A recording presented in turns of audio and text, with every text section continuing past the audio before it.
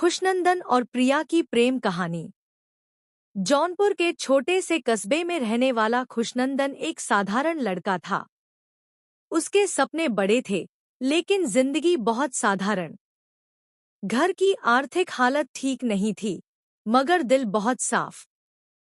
वहीं उसी कस्बे के कॉलेज में पढ़ने आई थी प्रिया, शहर की एक चंचल, हंसमुख और पढ़ाई में तेज लड़की।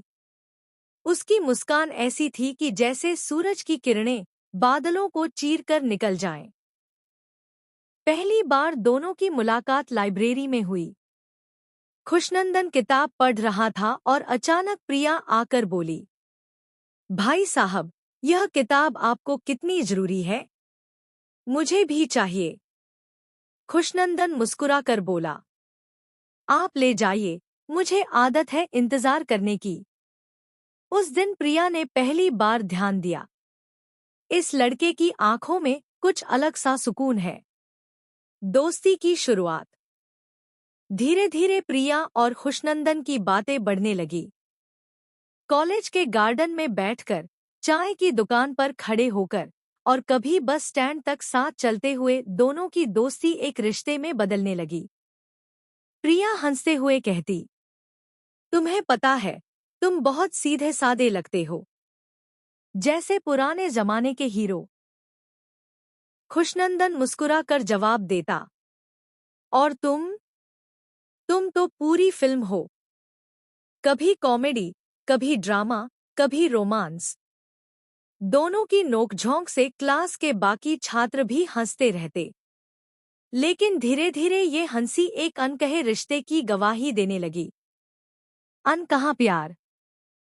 खुशनंदन हर बार प्रिया को देखकर कुछ कहना चाहता, पर उसकी जुबान साथ नहीं देती।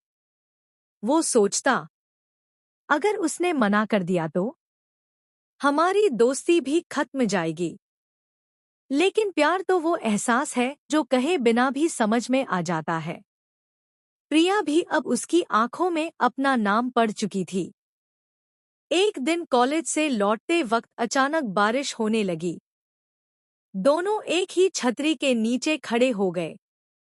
बारिश की बूंदें और पास खींच लाई। प्रिया ने धीरे से कहा, खुशनंदन, अगर कोई तुम्हें छोड़कर चला जाए तो तुम क्या करोगे? खुशनंदन ने गहरी सांस लेकर कहा, शायद मुस्कुरा दूं, क्योंकि मेरी किस्मत में दर्द लिखा है, पर तुम्हें रोते हुए नहीं देख सकता।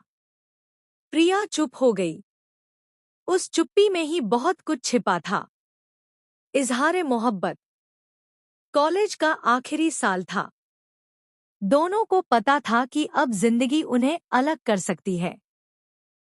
एक शाम गंगा घाट पर बैठे बैठे प्रिया ने कहा, खुशनंदन, अगर मैं सच बोलूं तो मुझे तुम्हारे बिना सब अधूरा लगता है।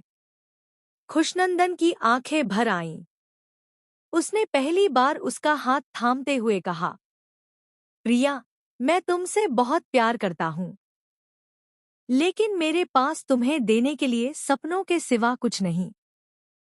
प्रिया मुस्कुराई, मुझे तुम्हारे सपने चाहिए, सामान नहीं। उस रात चांदनी के नीचे, गंगा के किनारे, दोनों ने एक दूसरे से जिंदगी भर साथ निभाने का वादा किया। जुदाई का दौर। लेकिन किस्मत को कुछ और मंजूर था। प्रिया के परिवार वालों ने उसकी शादी शहर के एक बड़े व्यापारी से तय कर दी। प्रिया ने बहुत समझाया, मैं खुशनंदन से प्यार करती हूं, लेकिन घरवालों के लिए इस सबसे बड़ी थी। शादी के दिन प्रिया की आंखें बार बार दरवाजे की तरफ उठ रही थी। वो चाहती थी कि खुशनंदन आकर उसे ले जाए, लेकिन खुशनंदन वहां नहीं आया।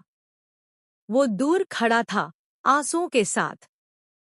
उसने मन ही मन कहा, अगर तेरी खुशी इसमें है तो मैं तेरे रास्ते से हट जाता हूं। अधूरी मोहब्बत, अनकहा एहसास। शादी के बाद प्रिया शहर चली गई।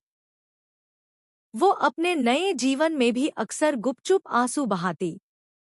उसके पास सब कुछ था, दौलत, शान, मगर दिल खाली था।